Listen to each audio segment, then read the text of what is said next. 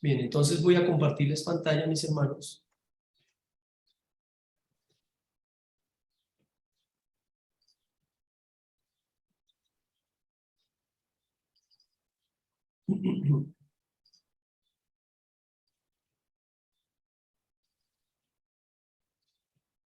Bueno, está cargando el archivo.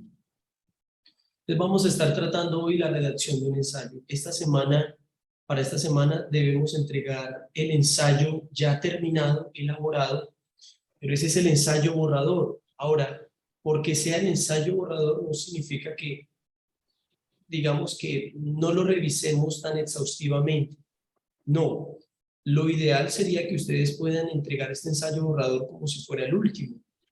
Sí, por supuesto, yo les voy a hacer las observaciones para que en el espacio que tienen en la octava sección puedan entregarlo corregido, si hubo o no hubo errores tanto en ortografía como no solamente en ortografía, sino en norma, ¿no? Formato y norma Chicago.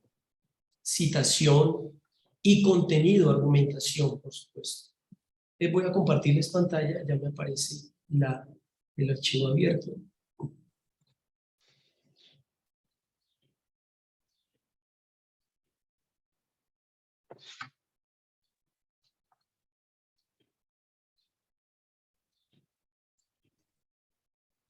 Me confirman si están viendo en pantalla el documento PowerPoint. Sí, ahí se ve. Sí, señor. Perfecto.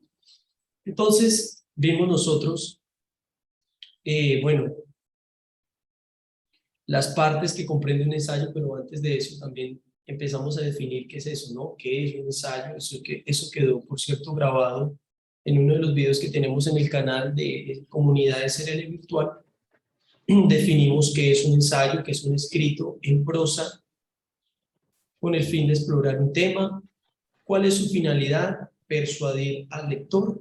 En este caso tenemos que también tener presente quién es nuestro lector. No solamente soy yo quien voy a leer sus ensayos, sino piensen ustedes muy bien que tal investigación puede ser pertinente para una audiencia en específico. Puede ser para estudiantes de teología, como para hermanos de la iglesia, como para pastores también. Bueno, también cuál es la estructura de este ensayo. La estructura comprende de 6 partes. La portada, yo se las presenté, ahorita se las vuelvo a presentar: bosquejo, introducción, cuerpo, conclusión y bibliografía. ¿Cómo se hace la portada? Bueno, aquí aparece, yo por cierto les tengo esa plantilla, se las tengo en el curso para que la coloquen, y la plantilla de Seminario Reformado con su logo. Título del ensayo, recuerden que todo debe ir sujeto a la norma Chicago. Letra tamaño 12, Arial o Times New Roman. Si van a usar Arial, deben usarla en todo el documento, en citas, en todo el documento. Si van a usar Times New Roman, úsenla en todo el documento, pero no pueden combinar dos tipos de fuente. ¿Cómo quedaría? De la siguiente manera.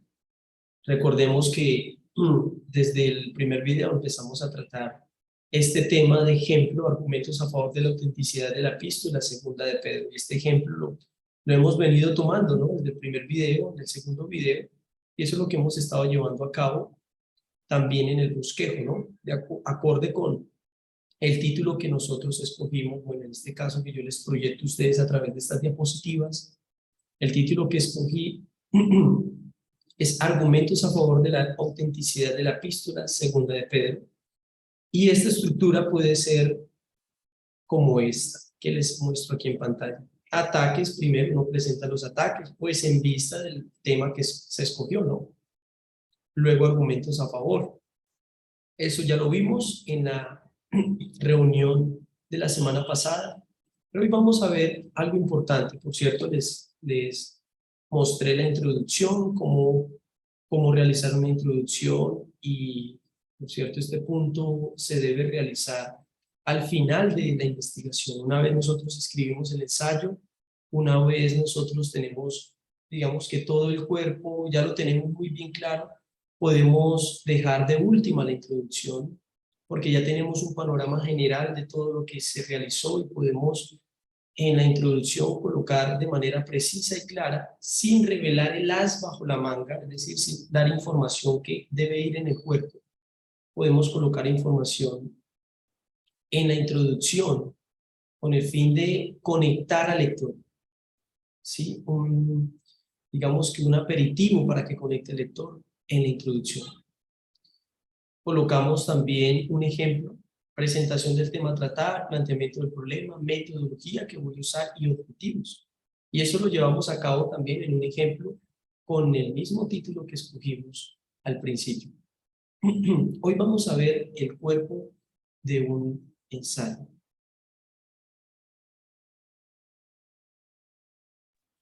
Bien, en cuanto a esto, vamos a estar viendo unos puntos importantes. ¿Qué debe hacerse en el cuerpo de un ensayo? Por cierto, esta semana es la semana donde deben terminar la investigación, deben entregar el documento completo. Y bueno, antes de eso me gustaría preguntarles, ¿cuántas palabras comprende el ensayo final? Hermano Jorge, 2000 palabras. Según en la web hay que entregar el borrador el 6 de noviembre. El 6 de noviembre. El bosquejo, perdón. El bosquejo. Perdón, estoy hablando mal. El ensayo borrador el 6 de noviembre. Ok, sí. Bueno, el asunto es que el 6 de noviembre, en vista de que las fechas están ajustadas por la convención, pero igual pueden entregarlo ustedes no necesariamente esta semana. Recuerden que tienen hasta el 20 de noviembre. Tienen hasta el 20 de noviembre. Y las fechas, las actividades están ajustadas de tal manera para que ustedes suban las entregas en cualquier fecha solo antes del 20 de noviembre. Solo que como estamos en la sección 6, entonces vamos a tratar lo que se ha de hacer en la sección número 6. De todas maneras, si no pueden hacerlo hoy, igual tienen más tiempo, creo que cuentan con tiempo, gracias al espacio que la convención misma proporcionó, ¿sí? Entonces, si desean, pueden terminarlo esta semana, o puede ser en la siguiente semana, con tal de que pues también no se queden atrasados y puedan terminar todo antes del 20 de noviembre. Bien, ¿qué debe hacerse en el cuerpo del ensayo? Bueno, el ensayo comprende de 2000 palabras, por supuesto, y estas 2000 palabras, en estas 2000 palabras se incluye la introducción, se incluye también el bosquejo, el cuerpo y la conclusión. No se incluye las notas en pie de página, las citas en pie de página, tampoco se incluye la portada, ni mucho menos la bibliografía, las citas de referencia al final. Eso no se incluye en las 2000 palabras. Entonces, les comento, en el curso de Introducción al Nuevo Testamento y Antiguo Testamento, el ensayo comprende de 2000 palabras, pero de los cursos que van a empezar a ver ustedes luego de este trimestre, todos los cursos de teología para los estudiantes de licenciatura, la cantidad de palabras se extiende a 2500. Entonces les aclaro eso, no es algo que tampoco se aumente en el resumen analítico especializado, solamente en la investigación final. Bien, ¿qué debe hacerse? Bueno, en un ensayo lo que nosotros hacemos, en un ensayo es explorar un tema. Y a ese tema se puede explorar ya sea rebatiendo otro tema, ¿sí? Ya sea que el tema que yo vaya a presentar sea un tema que cale dentro de nuestra época, o sea un aporte para alguna problemática que se está presentando en la iglesia actualmente, o tenga que ver con un aspecto más bien histórico o doctrinal, sea lo que sea.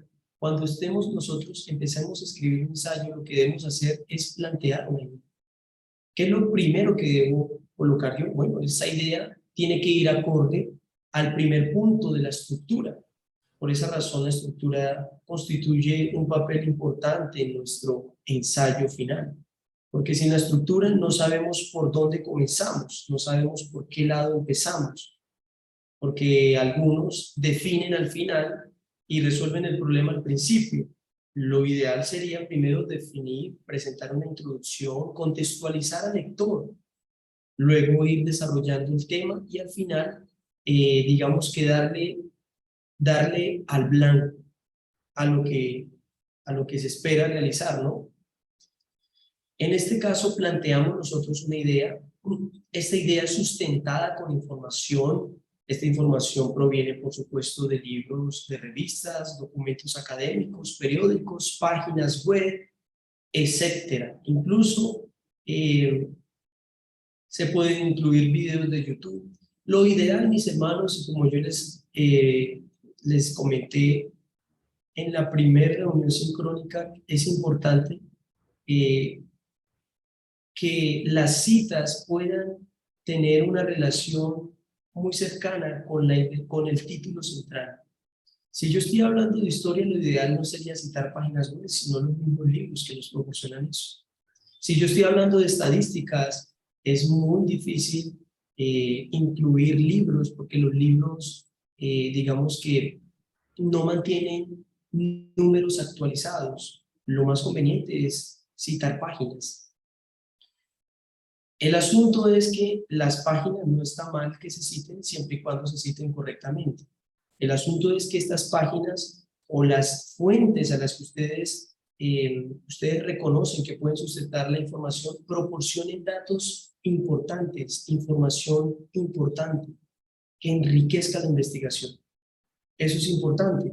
Entonces se plantea la idea, también se sustenta con la información, ya sea libros, revistas, y no solamente eso, o sea, no es como que aquí se va a hablar acerca de la doctrina de la inspiración. Tal autor dice esto, y listo, segundo párrafo. Otro autor no piensa lo mismo, dice esto, y colocan la cita. No, sino que lo ideal, además de todo esto, es que nosotros podamos comentar esas mismas citas, podamos dialogar con esos autores. Tal autor parece estar más en contra de tal posición. Todo esto hace parte del mismo desarrollo. Entonces, primero se plantea la idea, se sustenta con información, y no solamente eso, se puede dialogar con los argumentos, ya sea a favor o en contra. También es importante que en nuestra investigación hagamos buen uso de los conectores textuales o palabras de transición. Hay que ser muy claros y organizados. Los párrafos, mis hermanos, yo sugiero que los párrafos no se extiendan a más de 8 renglones. Es importante eso, los párrafos, hay párrafos, he leído párrafos de 40 renglones, donde empiezan hablando, de pronto algunos empiezan hablando, digamos que del aspecto histórico de tal tema, y terminan hablando no del aspecto histórico ni nada de eso, sino de otro punto que no tenía que ir relacionado en ese párrafo, no tenía relación con esa primera idea. Lo ideal es que cada párrafo pueda tener un solo propósito, que cada párrafo inicie con una idea, la desarrolle y asimismo la concluya. Bien se piensa acerca de esto, como aquello y aquello y aquello. Algunos proponen como dentro de los cuales se piensa también así, y terminan concluyendo la idea. Lo que se puede decir respecto a esto es, y colocan al final. Entonces, lo ideal es que cada párrafo no se extienda más de 8 renglones, pero que también podamos expresar la información de manera clara, podamos expresar de manera clara la información. Y por esa razón es necesario que nosotros podamos ser muy cuidadosos con los verbos que usamos, la morfología también, la sintaxis, el orden correcto de las palabras y el sentido de las palabras, la semántica también.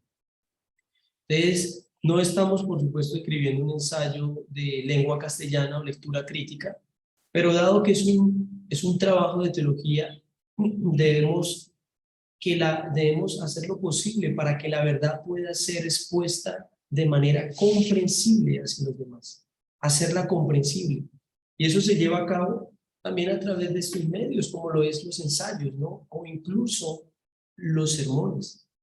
Hay un curso de hermenéutica, y en ese curso lo que se les va a pedir a ustedes es que realicen un sermón.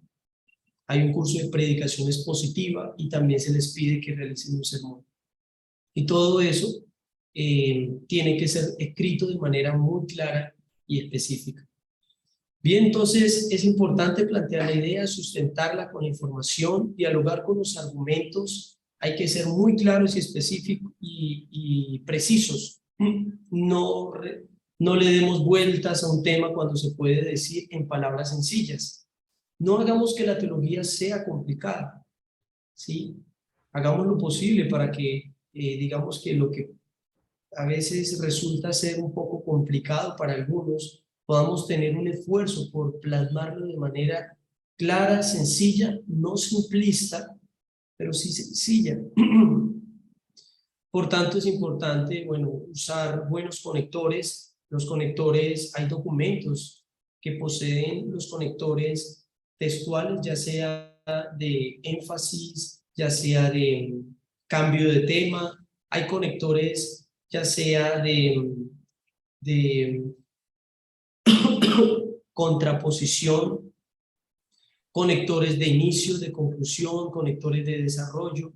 En la web hay muchos documentos que pueden ustedes encontrar que les van a proporcionar buenos conectores y en ese sentido los pueden incluir en los párrafos. Evitar el cliché, palabras que suelen repetirse, como cuál, sin embargo, sin embargo, sin embargo, sin embargo. Hay sinónimos de sin embargo, no obstante, pero. También es importante no dejar ideas incógnitas. Lo ideal en una investigación es resolver los asuntos que se están tratando. Y no desviarse de los temas, sino mantener la coherencia, porque a veces uno, digamos que se enamora mucho del tema y desea hablar de todo lo que alcanza a rozar con ese tema, pero lo ideal es mantener un hilo conductor, una idea que se mantenga firme en cada párrafo, ¿no? Entonces, no dejemos ideas o conceptos irresueltos, ¿sí? Sino que podamos nosotros expresarlo de manera clara y resolverlo en el momento que se está planteando. También, por otro lado, no cometer falacias. En este punto, eso es un punto muy aparte y en este aspecto sí deseo dedicar una reunión sincrónica de 1 hora aproximadamente para hablar acerca de las falacias, pero eso lo haría Dios mediante en el siguiente bimestre, donde estarán viendo ustedes, con el favor de Dios, el curso de comunicación escrita. ¿Qué es una falacia? Perdón. Bueno, la falacia como tal llega a ser un argumento cuyas premisas no corresponden con la conclusión y por tanto llegaría a ser un argumento falaz. Es decir, estaríamos hablando nosotros de que existen premisas verdaderas y falsas, no falacias. Lo que es falaz es todo el conjunto del argumento, ¿no? Entonces tal persona dice al respecto lo siguiente: los hombres son mortales. Primera premisa, los hombres son mortales. Segunda premisa, la mortalidad le pertenece a los hombres. Muy bien. Por tanto, al final, Jesús es un hombre mortal. Vemos que las premisas llevan al final a una conclusión, pero cada premisa y la conclusión constituye el argumento completo. Ese argumento completo, si nosotros lo evaluamos y nosotros decimos, ¿cómo así? Entonces, Cristo fue un hombre mortal, ¿cómo así? Pero dice la Biblia que él murió. Entonces, lo que me está diciendo ese argumento es que nuestro Señor Jesucristo era un hombre mortal. Eso es lo que dice este argumento. ¿Cómo podemos catalogar este argumento? ¿Válido o falaz? Un argumento persuasivo o falaz. Y eso es a lo que nos referimos a la hora de realizar una investigación, que la argumentación pueda ser muy bien estructurada de manera lógica, ¿sí? Y no solamente eso, sino que los datos puedan ser persuasivos de tal manera que se corroboren con la misma escritura y se puedan explicar de manera clara. Entonces nos referimos a falacias, incluso ese tipo hay argumentaciones no solamente lo vemos en las argumentaciones, sino que las falacias en los textos va más en son de lo que nosotros conocemos hoy. Y algunas ya tienen, por cierto, su propio nombre, ¿no? Falacia de generalización. Hay un tipo de falacia que se llama falacia de generalización y eso es algo muy común no solamente en los escritos, sino es más común en el diario vivir. Es muy común encontrar al vecino de al frente que esté diciendo, no, sinceramente todos los presidentes son corruptos. Lo que está haciendo ese vecino que vive al frente de mi casa está cometiendo una falacia de generalización. Está diciendo que todos los presidentes son corruptos. Bueno, eso tiene que comprobarse, ¿no? Y ella dice, todos los presidentes son corruptos porque todos quieren robarse la plata del Estado. Entonces, ella lo que hizo fue involucrar en ese mismo argumento un hecho que ella misma no puede comprobar. Entonces, a veces puede ser incluso otro tipo de falacia, que es la falacia del consecuente. Y esta falacia dice, si tú no votas por tal presidente, tú no amas tu país. Es una falacia del consecuente, es decir, lo que me está queriendo hacer esa persona es llevarme, persuadirme a que vote por tal presidente, porque si no lo hago, estoy demostrando que no amo mi país. ¿Es cierto? Obviamente no es cierto. El hecho de que yo ame mi país no lo puedo necesariamente demostrar con el voto a tal persona en específico. Entonces, hay muchos tipos de falacias, una de esas es generalización, falacia del consecuente, y hay muchas otras más de las cuales pueden ir investigando. Entonces, en los escritos de teología puede ser muy común la falacia ad ignorantia, ad populum, perdón. Esta falacia ad populum es la siguiente. Esta doctrina es netamente cierta porque lo dijo John MacArthur. ¿Sí? Apelación a la autoridad. Bueno, John MacArthur es un erudito, por supuesto, es un hermano en la fe que también apreciamos y que tiene herencia reformada, por cierto. Pero ¿qué podemos decir? Que aunque John MacArthur sea un erudito que haya dedicado toda su vida a estudiar el Antiguo y el Nuevo Testamento y las lenguas antiguas, incluso haya fundado una universidad, no me asegura que lo que está diciendo esa persona respecto a tal doctrina sea netamente cierto. Entonces, ¿qué se hace? No, esto es cierto porque lo dijo John MacArthur. Entonces, no necesariamente, porque él es un hombre falible y se puede equivocar. Entonces, se comete una falacia que se llama ad populum. Esto se cree porque todo el mundo lo cree. Por esa razón es verdadero. No porque todo el mundo crea eso significa que tal declaración sea netamente verdadera. Porque puede ser que todo el mundo que cree eso esté equivocado.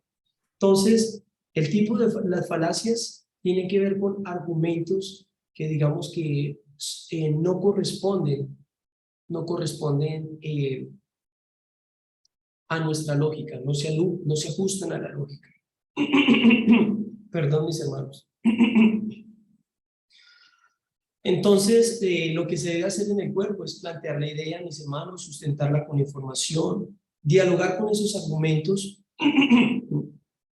ya sea a favor o en contra, ser claro y organizado, usando buenos conectores, evitando el cliché, no dejando ideas incógnitas o irresueltas y no cometiendo falacias. Sin duda alguna, esta doctrina nadie la conoce. Bueno, es una falacia de generalización, porque yo trato de decir, casi nadie conoce esa doctrina y solamente yo la conozco. No, porque igual no he hecho una investigación exhaustiva que pueda verificar esa declaración. Ahora, hay gente que conozca esa doctrina e incluso la profundice más de lo que yo espero hacerla en tal investigación. Entonces, evitar las falacias en ese sentido. Las iglesias hoy en día, en los púlpitos, no se habla de Cristo hoy en día. Bueno, es una falacia, porque no en todos los púlpitos. Sí, son en algunos. Entonces hay que ser muy precisos y honestos con todo esto también digamos que juicios de valor que podamos lanzar. Hay que ser muy precisos, porque no todas las personas son herejes, incluso no todos los arminianos, no todos los calvinistas son verdaderos creyentes, los que dicen ser calvinistas. Entonces, hay que ser muy cuidadosos, mis hermanos. Bien, entonces vamos a seguir con el ejemplo, argumentos a favor de la autenticidad de la epístola segunda de Pedro. Argumentos a favor de la autenticidad de la epístola segunda de Pedro. Bien, en tanto que la evidencia externa de la genuinidad de segunda de Pedro quizás no es tan clara y convincente como la de otros libros, y de esa manera, sí, podemos nosotros, lo ideal sería empezar cada párrafo, iniciar cada párrafo con un conector textual, ya sea para empezar o en primer lugar, o lo que se espera tratar en este primer punto es, y ahí siguen escribiendo, pero no llegar como tan repentinamente. La providencia de Dios constituye, y empiezan, digamos que uno dice, bueno, no hubo como por lo menos una palabra transitoria que introdujera al lector por lo menos a ese primer párrafo. Evidencia interna, en este punto de evidencia interna cubre el aspecto literario y estilístico. Entonces vamos a ver un ejemplo de un párrafo. Por supuesto, este párrafo tiene más de 8 renglones y se debe a que la hoja pues no va en proporción al tamaño de la letra, pero eso es un ejemplo que les quiero comentar, les quiero presentar. Lo verde corresponde a ser claro y organizado, por supuesto es un conector textual. El azul, el planteamiento de la idea. Recuerden que este punto que voy a tratar acá hace parte de la estructura. Entonces dice, para empezar, el contenido que presenta la segunda epístola enriquece en gran manera la fe cristiana. Ese es el planteamiento del evento. Ahí lo que hago es plasmo la idea. Y esa misma idea es la que voy a llevar a cabo en todo ese mismo párrafo. Enriquece en gran manera la fe cristiana. Ese es el planteamiento. Muy bien. Por cierto, Donald Corson y Jay Moore en su libro Introducción al Nuevo Testamento favorecen este asunto, considerando en primer lugar, estoy siendo claro y organizado, hago uso de conectores, su amplia polémica contra los falsos maestros, exhortando con seriedad al desviarse de la fe, ya sea en cuestiones teológicas o morales. En segundo lugar, se realza la comprensión de la escatología bíblica cuando habla de la venida de Cristo, y en tercer lugar subraya la importancia de la memoria en la vida cristiana, reafirmando la antigua verdad de la enseñanza apostólica. Bien, ¿qué podemos ver en este primer párrafo? Bueno, el planteamiento, digamos que la tesis de este párrafo es que el contenido que presenta el libro de segunda de Pedro enriquece la fe cristiana. Muy bien, ¿cómo lo puedo? Bueno, pero ¿qué más? O sea, ¿qué más me dice? ¿De qué manera se enriquece la fe cristiana? Bueno, por su amplia polémica contra los falsos maestros, ¿sí? Porque presenta, digamos que el libro de segunda de Pedro exhorta a los mismos hermanos a no desviarse de la fe cristiana, y eso es algo que enriquece en gran manera la fe cristiana, ¿no? Esta exhortación, ¿sí? No solamente eso, sino que el libro de segunda de Pedro enriquece la fe cristiana porque realza la comprensión escatológica cuando habla de la venida de Cristo. Y en tercer lugar, dice que también se subraya las verdades apostólicas, los fundamentos apostólicos, ¿no? Entonces, ese párrafo tiene un propósito, ¿y cuál es? Es presentar cuáles son las riquezas que trae el libro de segunda de Pedro y cómo se llevan a cabo en primer lugar, en segundo lugar y en tercer lugar. Eso es lo que nosotros podemos ver. Bien, ahora mis hermanos, en la conclusión voy a hacer algunas sugerencias. Una vez nosotros terminamos de formular, de realizar toda la investigación, es importante no agregar información nueva al ensayo en la conclusión. Así que tengamos muy bien presente eso. No agregar información que no se alcanzó a decir en el desarrollo, es bueno no agregarla en la conclusión. En la conclusión se deben sintetizar los argumentos más relevantes tratados en el desarrollo. ¿Ya? Además de eso, pues se espera que la conclusión sea mucho más breve. Y menos mal este punto me pone a pensar y asimismo les quiero recordar que en la conclusión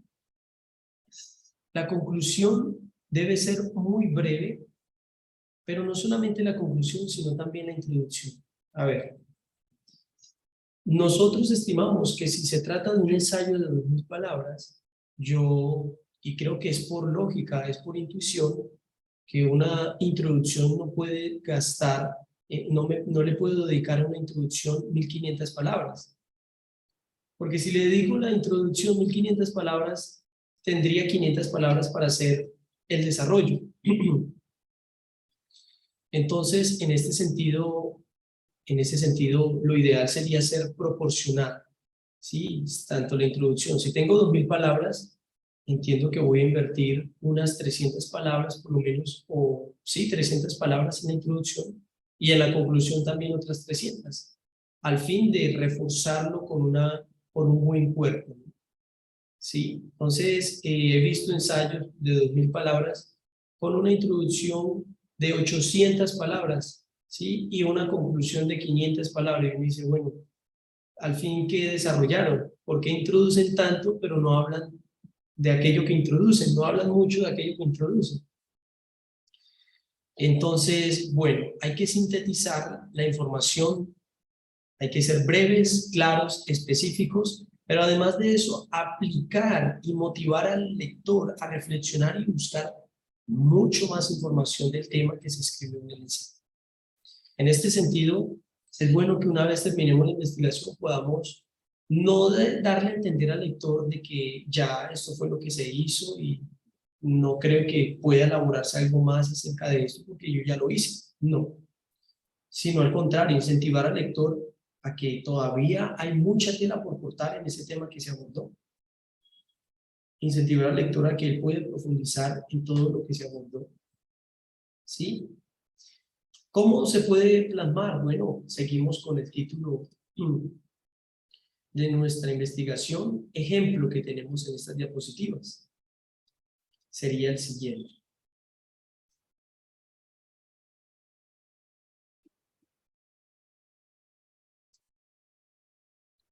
Bien. De acuerdo a lo visto en todo el transcurso del ensayo, se puede percibir la mano invisible de Dios obrando sobre toda dificultad, pues en vista de las objeciones y críticas que por muchos años recibió esta epístola. ¿Cuál epístola? La epístola segunda de Pedro. El ser un escrito inspirado fue lo que en esencia le permitió estar incluida en el canon del Nuevo Testamento. Por último, con todas estas evidencias presentadas, ¿cuáles? Evidencia interna y evidencia externa. Se puede asegurar que la reclamación de la epístola a un rango canónico fue lo suficientemente impresionante como para superar las dudas que se habían expresado a lo largo de la historia. ¿Sí? Entonces, digamos que la conclusión tiene que ir acorde a lo que se dijo en el desarrollo de manera sintetizada. Si en un párrafo trataste de abordar un aporte o un argumento a favor de la autenticidad de la epístola, lo elaboraste en el desarrollo, en el cuerpo, en un párrafo de 8 renglones, lo ideal sería que en la conclusión solamente coloques el resultado, digamos que la conclusión de ese mismo argumento, la traigas aquí a esta última parte. Pues bueno, última parte dentro de todo lo que tiene que ver con, no con la estructura, sino con el ensayo mismo, ¿no? Que es la conclusión. Finalmente, la bibliografía. La bibliografía para un ensayo de licenciatura, mínimo 5 fuentes bibliográficas o más. La Biblia, por supuesto, no cuenta como fuente, se ordena de manera alfabética en una hoja aparte. Eso, por cierto, está en un video que se llama Norma Chicago, capacitación de Norma Chicago. Ahí pueden encontrar ustedes bueno, todo acerca de cómo deben organizar la bibliografía, las citas en pie de página y eso. Ejemplo, ¿cómo quedaría? Bueno, quedaría de la siguiente manera. Primero el apellido, luego el nombre, coma, nombre, nombre del libro, se coloca ciudad, estado abreviado, si no es una ciudad muy conocida, 2 puntos, editorial y año. No es necesario colocar ya la página que ustedes citaron, sino solamente hasta ahí. Como pueden ver, se quitan los paréntesis y se ajusta de manera alfabética, ascendente, de la A hasta la Z. En este caso, pues, la primera fuente inicia con la B, así que pues llegaría a ser esa, ¿no? Bien, eso sería, mis hermanos, unos consejos y recomendaciones antes de escribir un ensayo. Es conveniente documentarse. Debes tener el tema muy bien claro. Debes imaginar quién es tu lector ideal, organizar muy bien tus ideas, ¿sí? Crear expectativa, ¿sí? Crear expectativa. Que alguien pueda revisar la investigación y le den ganas de querer seguir leyendo. Aportar a sí mismo, por supuesto, se crea expectativa a través de la forma como nosotros estamos comunicando la información. Y esto se hace, pues, también con datos importantes y contundentes o persuasivos. También hay que tener en cuenta el uso de conectores textuales. Y finalmente, debes manejar un lenguaje con términos de fácil decodificación. A eso nos referimos con procuren, mis hermanos, manejar un lenguaje universal, que todos de alguna manera puedan entenderlo. Porque en nuestras regiones, pues, es muy común las jergas que son de nuestra región, ¿sí? O incluso en el uso que nosotros le podemos, nosotros a la hora de comunicarnos con las personas de manera oral, sí, bueno, conversando, dialogando con las personas. Incluso en eso podemos incluirlo en la investigación y eso, digamos que en la forma como nosotros escribimos la información, eso puede ser, digamos que, difícil para una persona entender, ¿sí? Así que no escribamos como hablamos, no escribamos como hablamos, sino que podamos expresarnos de manera clara. No digo que tengamos que utilizar términos muy escondidos por allá, términos muy profundos.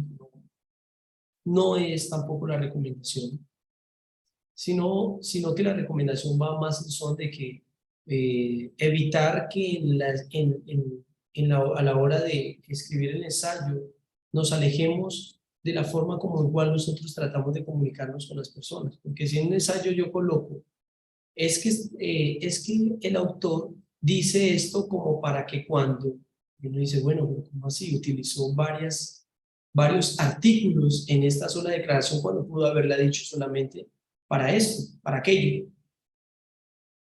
O incluso pueden haber algunos términos propios de nuestras regiones.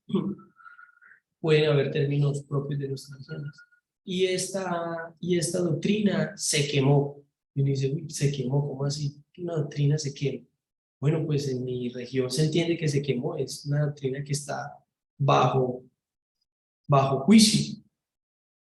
Entonces, hay que ser muy cuidadosos en eso y procurar mantener un lenguaje, digamos, universal, o sea, sencillo, llano, pero que la forma en cómo comuniquemos la información pueda motivar a otros a seguir leyendo y a seguir profundizando en el tema. Eso es, mis hermanos. Voy a dejarles de compartir pantalla. Esta fue las fuentes que yo consulté para llevar a cabo estas diapositivas. Libro de Mario Llerena, un manual de estilo, diccionario real de la Real Academia, una página que se llama Triunfa con tu libro y un documento del seminario firmado de pautas para escribir un ensayo. Bien, mis hermanos, no sé si tengan preguntas, inquietudes.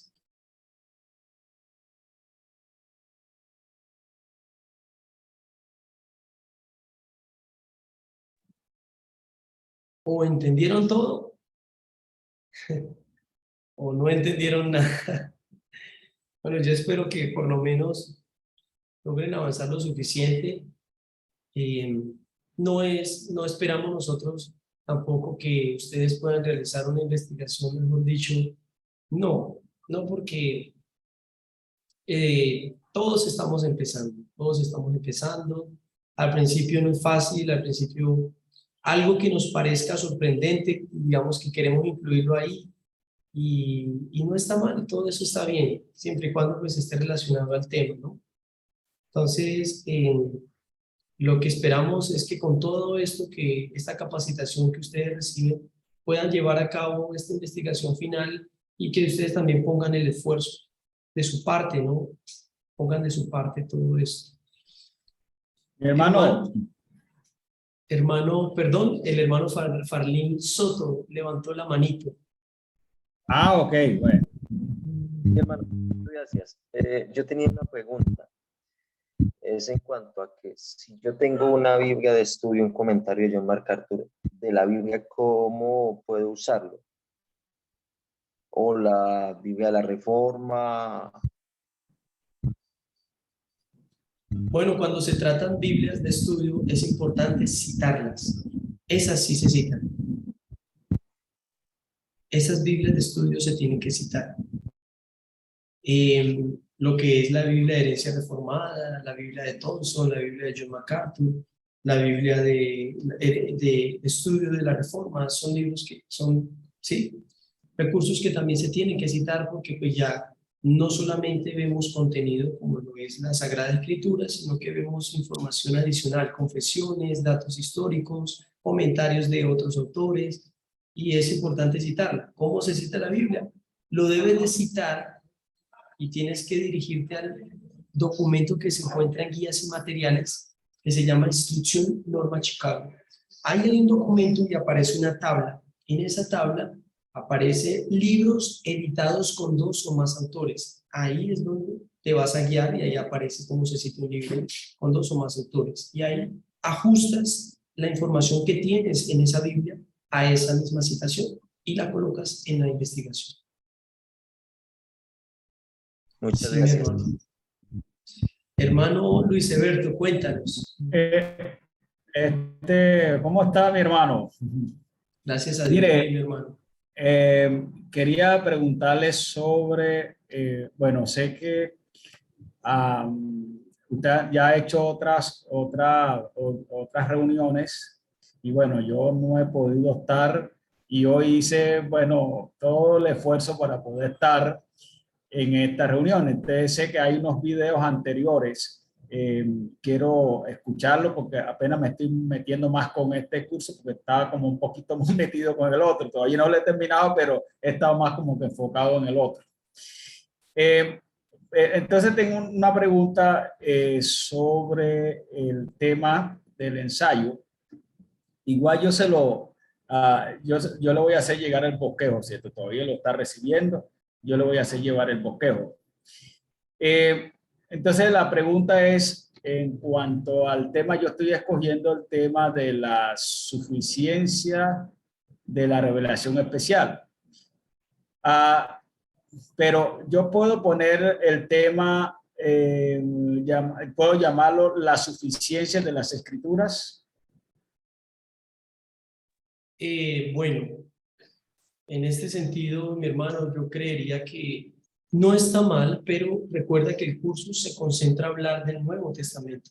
Cuando decimos escrituras, debes precisar entonces que dar a entender, por lo menos en la introducción, especificar o delimitar en la introducción lo siguiente, y es, bueno, voy a hablar acerca de la suficiencia de las escrituras, pero recuerda que como el curso tiene que ver con Nuevo Testamento, lo ideal sería que trates lo que es acerca del Nuevo Testamento, ¿sí? No de la escritura general, porque si se trata de la escritura general, estarías ya más relacionado a un curso que vas a ver en el futuro, que sería el curso de bibliología.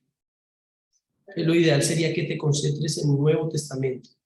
Bueno, yo tengo aquí dos temas posibles en esa parte. Uno lo tengo a su suficiencia de las escrituras y el otro la suficiencia del Evangelio de Cristo o del Evangelio.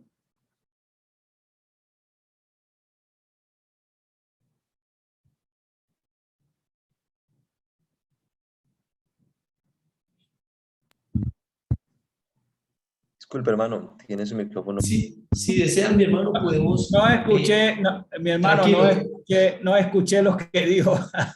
Tranquilo, mi hermano. Si deseas, una vez terminemos esta reunión, puedo dedicarle tiempo para que tú me comentes cuáles son los dos temas que deseas abordar. Ah, ok. ¿Listo? ¿Te parece? Sí, está bien. Bien, hermano Farlín Soto. No, hermano, muchas gracias. Ah, Deseado- perfecto. Hermano Rodrigo, ¿alguna otra inquietud referente, bueno, a lo que tratamos en este instante? El hermano Diego Torres.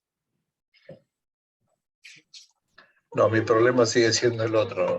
Pero no, con respecto a este tema, ya, además la segunda vez que entré en estas explicaciones del ensayo y me gusta mucho y la verdad que cada vez aprendo algo nuevo de cómo integrar el ensayo. Hasta, por lo menos de este tema, ninguna duda. Ah, perfecto. Bueno, mis hermanos, entonces, siendo así, vamos a dar por finalizada esta reunión. Ya, pues, me quedaría con el hermano Luis Alberto para atender su duda e inquietud. Igual, si alguno de ustedes desea quedarse, pues, sería provechoso, pueden, si lo desean. Si no, pues, ya damos por terminada la reunión de ensayo final, ensayo borrador. ¿Listo, mis hermanos?